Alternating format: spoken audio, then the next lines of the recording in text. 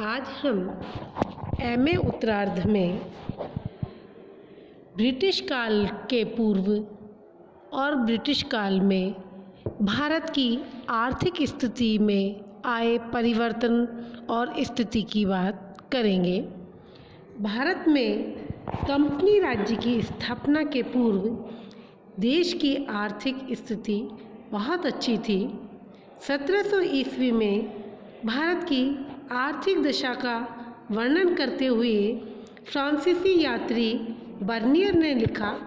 यह भारत एक ऐसा अथाह गड्ढा है जिसमें संसार का अधिकांश सोना और चांदी चारों तरफ से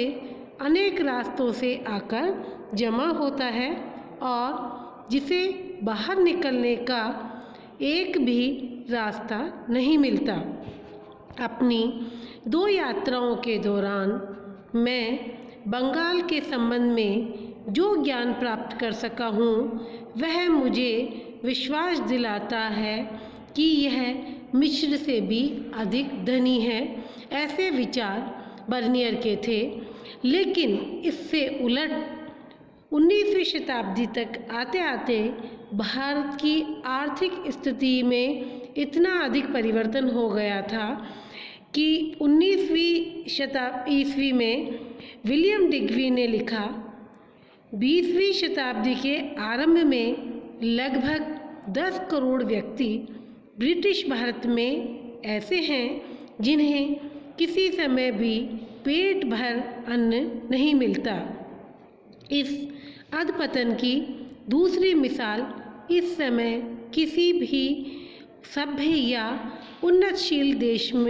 देशों में कहीं पर भी देखने को नहीं मिलती। स्पष्ट है कि अंग्रेज़ों के आगमन से पूर्व और अंग्रेज़ों के आने के पश्चात भारत की आर्थिक स्थिति में आमूलचूल परिवर्तन हो चुका था और ये प्रारंभ हुआ भारत में आर्थिक लूट के साथ। प्लासी युद्ध के बाद भारत में अंग्रेज़ों की लूट आरंभ हो गई। 1757 से 1760 के बीच मीर जाफ़र ने लगभग 3 करोड़ रुपए रिश्वत के रूप में कंपनी व अंग्रेज अधिकारियों को दिए तथा अगले 8 वर्षों में अंग्रेज़ों ने 15 करोड़ रुपए से भी अधिक का व्यापारिक लाभ उठाया। प्लासी युद्ध के पूर्व भारत से माल खरीदने के लिए इंग्लैंड से सोना और चांदी लाना पड़ता था, लेकिन युद्ध के बाद यह सब बंद हो गया क्योंकि अब भारत में भी इतना पर्याप्त धन मिल जाता था कि इंग्लैंड से मंगाने की आवश्यकता नहीं थी। कुल मिलाकर के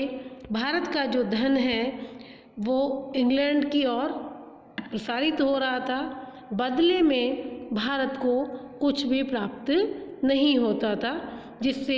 दिन बर दिन आर्थिक स्थिति कमज़ोर होने लगी। बंगाल से प्राप्त हुए धन से उन्होंने चीन के व्यापार में पूंजी लगा दी। क्लाइव ने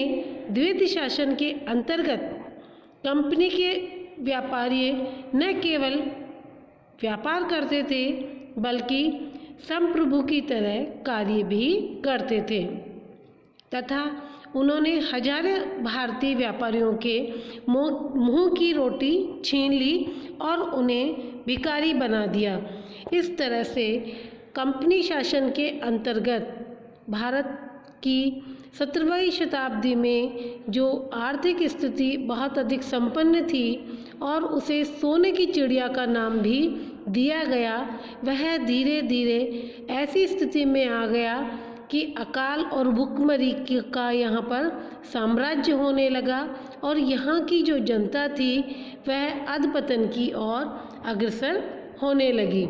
इस कारण से भारत की आर्थिक स्थिति कमज़ोर